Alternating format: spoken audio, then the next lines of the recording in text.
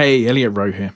I'm incredibly excited to be sharing this training with you as part of the new partnership between myself and Run It Once that aims to bring the best poker mindset and performance content available, which in turn allows you to get the most out of the amazing technical content that Run It Once put together for you.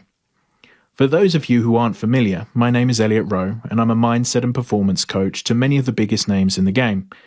Over the last 5 years, my clients have cashed over $80 million and I've had the honor to work with the likes of Fedor Holtz, Brian Rast, Alex Foxen, Matt Berkey, Ape Styles, European and Run It Once coaches, Daniel Dvoris and Chris Kruk. Outside of poker, my clients include professional athletes, Olympic medalists, UFC champions, CEOs, venture capitalists, crypto investors and Wall Street traders. In poker, my clients regularly play in the biggest cash games in the world, from Vegas to Macau to the nosebleeds online, and I've had clients win nearly every major MTT on the schedule, including the World Series of Poker main event, the One Drop, the Super High Roller Bowl, Party Millions, and Scoops and W Coops. Now, I don't tell you this to impress you, but impress upon you what's possible when you expand your thinking beyond the purely strategic game and take advantage of every edge available to you, the edges that those at the top of the game have known about and taken advantage of for years now.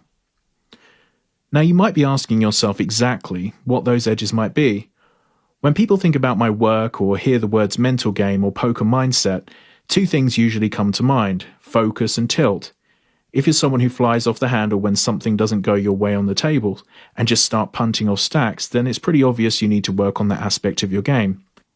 If you sit down to play and can't even concentrate for 15 minutes, which leads you to get lost in hands and make big mistakes you know you should never make, then it's pretty obvious that you need to work on this aspect of your game.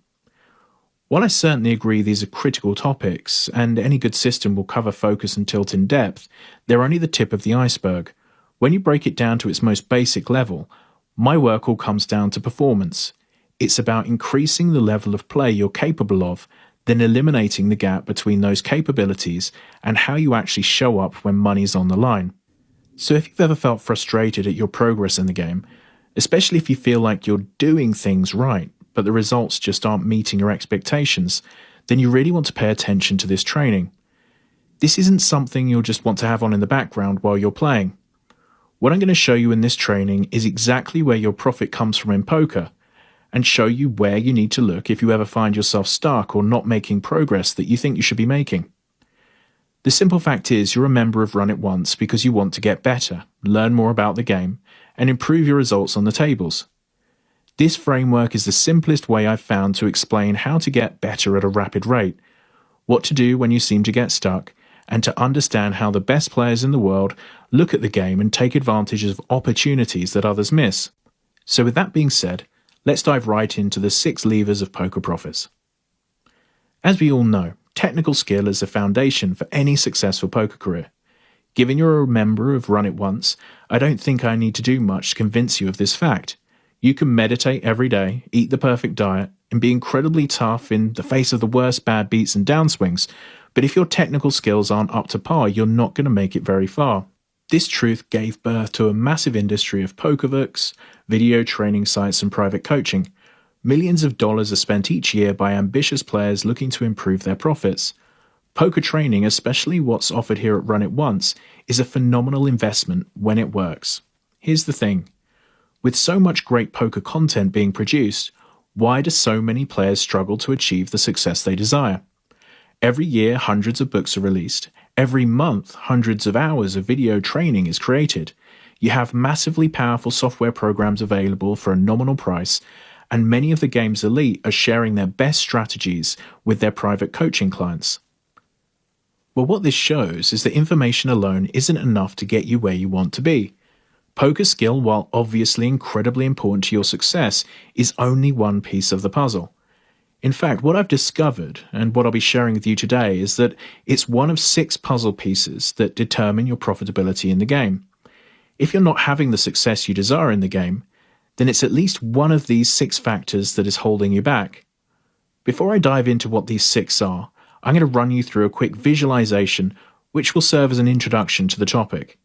So if you're in a place where it's safe to do so, please close your eyes and follow along with me. As I describe the scene, Picture it in your mind and try and make it as vivid and real as possible. So let's get started. So closing your eyes, and I'd like you to imagine you're in a large control room. For some people, this might be a control room like NASA. For others, it might be like Homer's office in The Simpsons. Just picturing this control room, and this is the control room of your mind. It controls your thoughts, your emotions, and action. And as you're looking around, I'd like you to notice a door. Above it's a sign that reads Poker Profits. You open the door to find a dimly lit room and a large lever labelled Poker Skill. Next to that lever is a digital display that shows expected profits next 12 months. You grab hold of the lever and start to push it up. At first, it lifts relatively easily, and you see your expected profits number rising at a similar pace. The more you push, the harder it gets. You also notice that the expected profits number is only going up a fraction of the amount it was before. You keep pushing and pushing, trying to get that number higher, and finally, your expected profit number doesn't budge. Even as you slowly lift the lever higher, you push and push with all your might, but no luck. That expected profit number just won't move.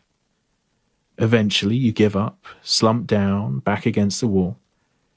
You sit there trying to catch your breath. You notice a light switch in the off position. Stand up and flick it on to reveal the room is much larger than you originally realized. Along the wall next to Poker Skill are 5 additional levers, 6 in total. You get up and start adjusting them, and notice that as you manipulate these new levers, your expected profit number changes. You notice that some of the levers, adjusting them affects the others, some positively and some negatively. You're not quite sure of the perfect combination just yet, but feel a sense of relief with the realization there's more than just poker skill that affects your profits, and that all of these factors are under your control. All right, you can go ahead and open your eyes again. So now I'm wondering if you've ever felt similarly to what was just described. If you ever felt like you were putting in the work to improve your game, but you just couldn't get that profit number to budge. This scenario is all too common for those who are dedicated to being more profitable players, but just can't seem to break through to the next level, even though they work hard on their game. If you've ever felt like your results never matched your skill level, and studying harder and learning more about the game never translated into more profits, it's because you've only been focusing all your attention on just one of the levers that affected your profits. In my work with many of the game's best players, I've discovered there are 6 levers that affect your profitability. Would you like to know what they are? All right, here you go. There's skill, your absolute knowledge of the game. Edge, the gap in skill between you and your opponents. Efficiency, the percentage of time you apply the full extent of your skill to the hand. Volume, how often you apply your poker skills for real money. Stakes, the size of the games you play. And rake, the fee you're charged by the house to play. These 6 factors make up the system that produces your poker profits. These are not 6 factors that affect your profits independently. They're deeply connected and intertwined with one another. When you're dealing with a system, focusing on one area and neglecting the rest is a recipe for disaster. Raise one lever slightly and your profits go up. Raise the same lever too much and they may drop, causing your overall profit to drop as well. Because these levers are so closely related, it's impossible to declare one more important than another, or at least it's a valueless exercise to undertake. The most skilled player in the world who plays against stiff competition, edge, tilts often, efficiency, and rarely plays volume, will make less money than a mediocre player who plays often, volume, against very weak competition, edge, and at very high stakes. A good example of this would be Dan Bilzerian, who doesn't have the reputation of being an elite player, but is rumoured to have made over $50 million in profits by playing against ultra-rich amateurs in private games. So while many of you watching this may actually have more skill than Dan, skill isn't an asset you can take to the bank and collect cash. The poker player who's most successful is the one who can optimize as many of these levers as possible which in turn optimizes your earning potential. So now let's take a deeper look at each of the 6 levers and how they interact with the other 5. When I say a lever positively correlates with another lever, I mean that raising that lever will often raise the other ones mentioned. When I say the lever negatively correlates with another lever, I mean that raising that lever will often lower the ones mentioned. This is neither a good or bad thing, simply a consequence. Your expected profit number is the only thing that matters, so sometimes raising one lever and lowering another will optimize that for you. For example, playing in a tougher game, but playing at higher stakes, raising stakes and lowering edge will often be more profitable than playing against weaker opponents at low stakes. When I say a lever is neutral with another, it just means that raising or lowering usually has no effect on the ones mentioned. Remember, these correlations are just general statements and examples. You'll have scenarios and combinations where raising a lever for one person will have a positive effect, but a negative effect for another. This isn't about coming up with an exact formula. It's about understanding where your profits come from and how these factors interact with one another. Once you have this understanding, you'll be able to apply it to your game and your unique situation. First, we have skill. Your skill represents your absolute knowledge of the game. If 0 is someone who's never heard the word poker before, and 100 is completely solving every aspect of the game, your number falls somewhere in between. As an aside, your number on this 0 to 100 spectrum is likely much lower than you think. Many players worry that the game will be solved at any moment. However, the very best players I work with all agree that that scenario is a long way off, and many say that the very best in the world are only in the 30 to 40 range currently. This is the area most dedicated players put their focus on, and the vast majority of poker training products are focused on increasing your absolute skill. There's a good reason for this, as skill positively correlates with all of the other levers besides rake. If you increase your skill and your opponents do not, or yours is going up at a faster rate, then you will increase your edge. Having more skill also gives you a wider selection of lineups to choose from. The best player in the world can sit down in any game and be profitable pre-rake. Increasing skill will often increase efficiency. The prime example of this is a new player who goes on stone cold tilt if their aces get cracked. A skilled player has a deep understanding of how the game works and where profit comes from. Thus they see aces getting cracked as just one of the standard outcomes and are more resilient to these standard bad beats. Confidence is closely tied with skill, which is closely tied with volume. Confidence is simply trusting you have the skills to accomplish a task, which comes from putting in the work to gain the skill. Putting in volume is much easier when feeling confident. Thus, raising the skill can also mean raising volume. As mentioned earlier, more skill gives you a wider selection of games to choose from, which also makes it easier to put in volume. As stakes increase, the level of competition usually, but not always, increases alongside it. As skill increases, so does your ability to be profitable at higher stakes. To be a top earner in the game, beating high stakes is essential, and to do that you need a lot of skill. So as you can see, skill is very important, yet still just one part of the overall system that determines your profit. There's often a technical training versus mental game/mindset training, which I call A-game poker debate, with each side trying to prove which is more important. The smartest players in the game sidestep that debate because they know it's all integrated and that debating that issue is a waste of time. Next up, we have edge. Your edge represents the gap in skill between you and your opponents. The larger the gap, the larger your edge, and the bigger your profits become. Hopefully, you're starting to see how the different levers interact, and how you can increase your profits even without an increase in skill. Play in a game with players who are very close to your skill level, and edge will be small and so will your profits. Play in the same game with players who have absolute skill level much smaller than yours, your edge increases, as does your profits.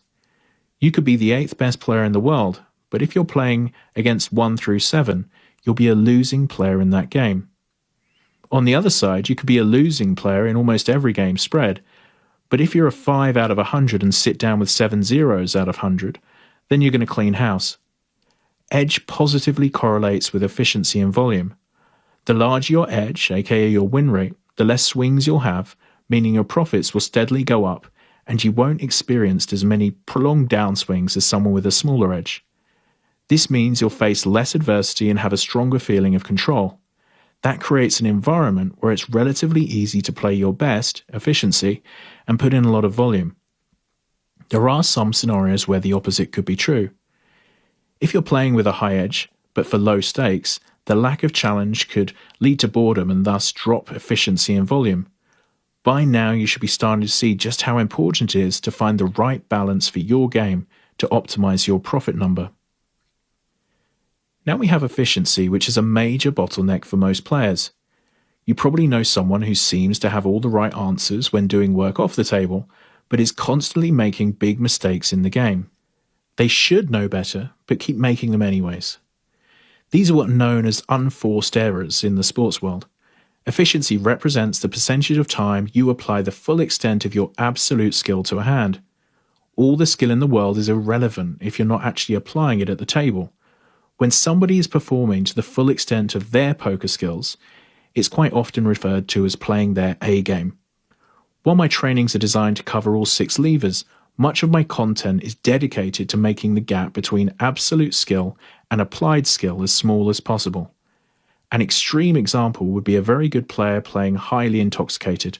The skill is there, but the state of impairment prevents the full application of that skill. Tilt, which I refer to as emotional decision-making, which I cover in detail in my A-Game Poker Masterclass, is another reason why you might not be applying your full skill to every hand you play. Poor health, lack of focus, and stress are all other factors that reduce your efficiency. Efficiency positively correlates with edge and volume. When there is a large gap between how well you can play and how well you do play, your edge becomes smaller. Playing well below your ability is incredibly frustrating and a definite motivation killer. So when efficiency drops, volume usually comes with it. On the other hand, when you're playing at your absolute best, you can gain serious momentum and easily put in extra volume. Speaking of volume, it's the 4th lever of poker profits.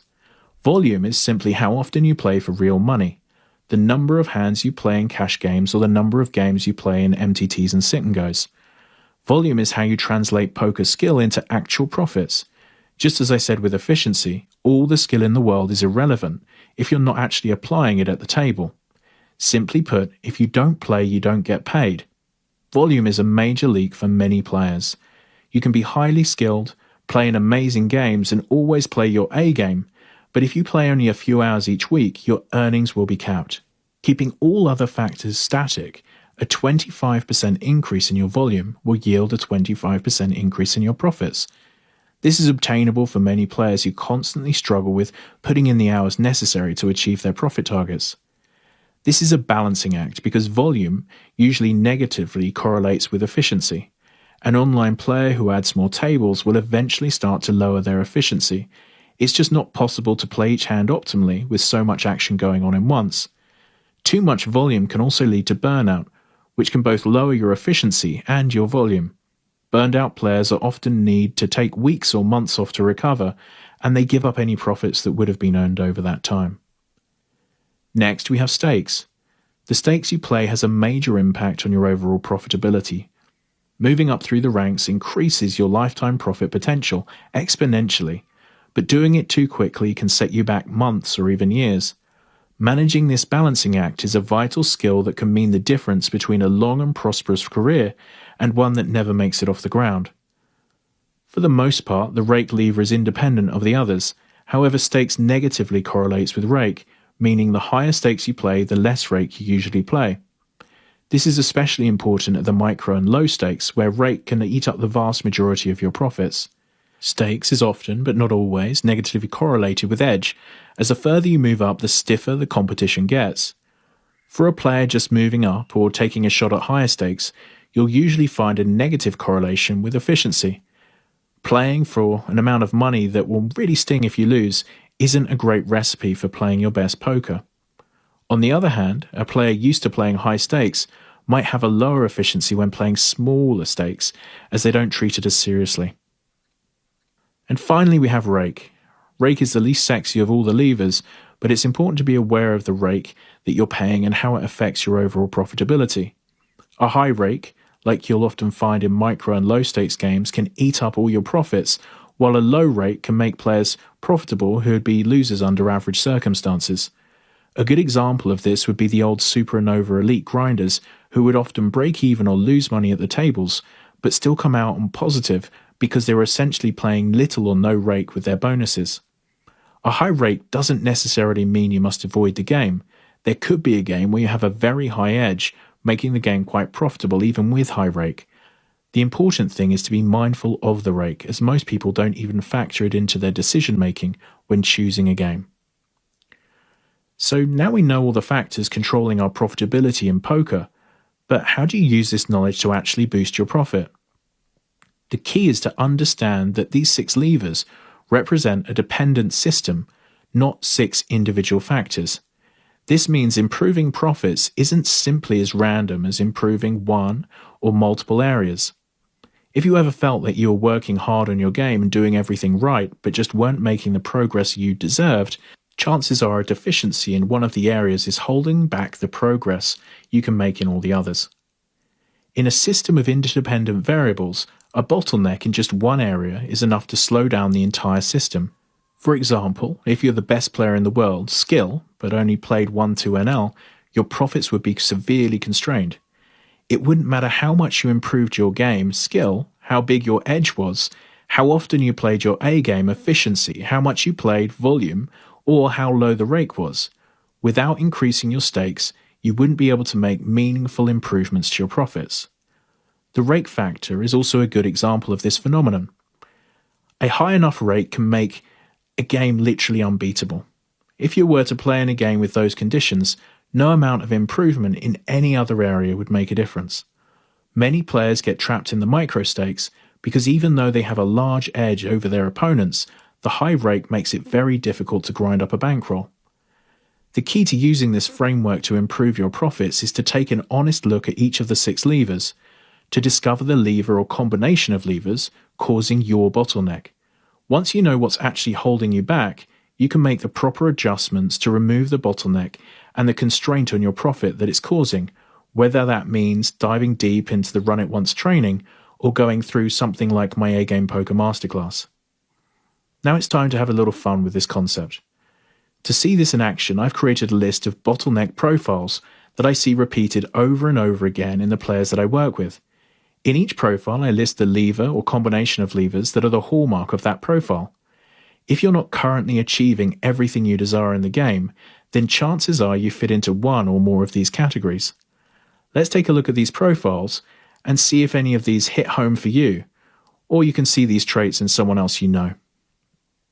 First, we have all heart, full start. This player has all the heart in the world, but is lacking the technical skills to actually turn a profit. They're passionate about the game and seem to know all the relevant terminology, but dig a little deeper and you quickly discover that their knowledge is only surface deep.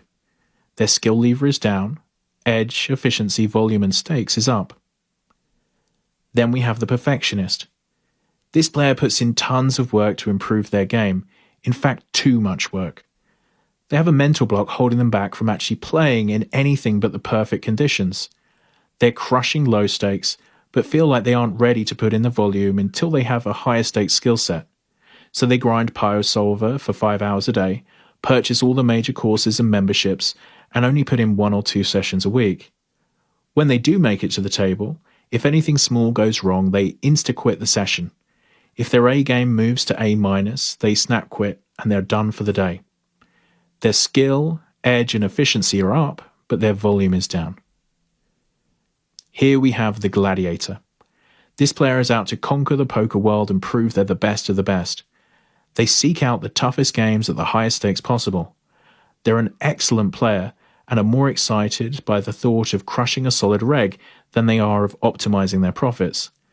They'll often forgo good games for tough ones, and will sit around and wait for higher stakes games rather than jumping into a soft game at a bit of a lower stakes. Their skill is up, their edge is down, their volume is down, and their stakes are up. Then there's the delusional gladiator. The delusional gladiator has the same mindset as the gladiator without the skill to back it up. They consider everyone terrible except themselves and instantly mark players of fish if they make just one play they perceive as bad. They can convince themselves of this even when a player is sitting alone at multiple nosebleed tables and not getting any action. The delusional gladiator will tilt quickly and play long sessions when they become frustrated that they're losing to an absolutely horrible mouth-breathing opponent. Their skill, edge, efficiency are down, but their stakes and volume are up. Next is the extreme game selector. This player will only play in the very best games out there. If it seems like their opponents can even spell the word poker, they won't give action, leading to low volume. Since this player is only playing with a massive edge, they don't focus much on improving their skills. While they win at a very high win rate, their low volume and neglect to study put them at a high risk to becoming extinct if their juicy games dry up. Their skill is down, their edge is up, and their volume is down. While bankroll management is a vital skill for a successful player, the bankroll nit takes things to the extreme. They're a strong player, put in solid and efficient study hours, and have a strong mindset at the tables. Due to their excessive risk aversion, they're playing multiple levels below what they're capable of beating and have a very large bankroll compared to the stakes they play. While it's better than the opposite, the shot taker, the bankroll nit could optimize their profits by moving up and playing the highest stakes that their bankroll and skills dictate. Their skill and edge are high, but their stakes are low. Here is the shot taker. This is a solid player who puts in the time and effort to do well in their current stakes, but just can't help taking massive shots when the opportunity comes around. This is very common for low and mid-stakes MTT players who will risk their entire year's profit trying for a massive score in a coup or at the World Series of Poker. Since these shots represent such a large percentage of their bankroll and profits, they often play poorly when taking these shots, making them even more damaging. Their edge and efficiency are low and their stakes are high. Next, we have the glass cannon. This player is excellent when playing their A game, but extremely fragile. They're extremely tough to play against when they're doing well, but it takes just one bad beat, call, or a mistake to set them off. Once the wheels come off, they come off hard. The glass cannon has no B or C game, they go straight from A to D. This player is often able to go on big runs when things are going well, but can lose it all back in a few days when it's not. Their efficiency is down. This finicky focuser has a strong understanding of the game, but is only able to maintain focus for a short window. 15 minutes into the session, they're already on their phones, checking social media and missing the action in front of them. An hour in, brain fog and physical fatigue sets in and their focus is gone. It doesn't matter how much this player works on their game, as they're rarely able to apply the full depth of their knowledge at the table. Again, the efficiency is down. The next is burnout. Whether it's from too much volume or not enough recovery, or an extended downswing, the burnout is running dry on motivation. Their volume drops dramatically, as playing poker feels like the last thing they want to do. When they do play, the focus isn't there and tilt sets in easily. If something doesn't change, their profits will go to zero, as it's impossible to make money from a game you never play. Their efficiency and their volume are down. Finally, we have the A-game player. This player approaches a game as if it was a professional sport. They diligently work on their technical game, create and maintain a rock-solid mindset, and look to optimize their profits at every step. They play in highly profitable games and still work on keeping their game sharp. They play solid volume, but not so much they're playing poorly or risking burnout. They take good care of their body and work to reduce all unnecessary stress. They have a clear vision for their life and take daily action to achieve it. This is a player who does big things in poker and uses the game as a springboard to becoming the best version of themselves. This player is constantly on the lookout for a bottleneck and prioritizes working on the lever that will give them the biggest win. Their skill, edge, efficiency, stakes, and volume are up, and the rake is down. The aim of my partnership with Run It Once is to give you all the tools you need to become this A-game player. We'll be doing this through the launch of my A-game poker masterclass, which is a step-by-step walkthrough of my A-game poker system, which is designed to remove the roadblocks holding you back, install the principles of an unshakable mindset, and give you the ability to constantly perform at your best when you sit down to play. We'll be launching that on April 24th, so stay tuned for more information of that in the coming days. So what can you do in the meantime while you wait for that? Well, now you know all the factors that control your poker profits. Understand that they're a dependent system, and have seen the examples of how a bottleneck can develop, it's time to use this framework to analyze your own game. Grab a piece of paper and set aside 30 minutes or more to review each area. Score yourself from 1 to 10 in each area and write some notes about challenges you've had in each area and any strengths or weaknesses you can think of for that lever. Once you create this profile of yourself, it should be pretty clear where your bottleneck is. And from there, it's all about finding the resources you need to take action on improving that area. Well, there you go.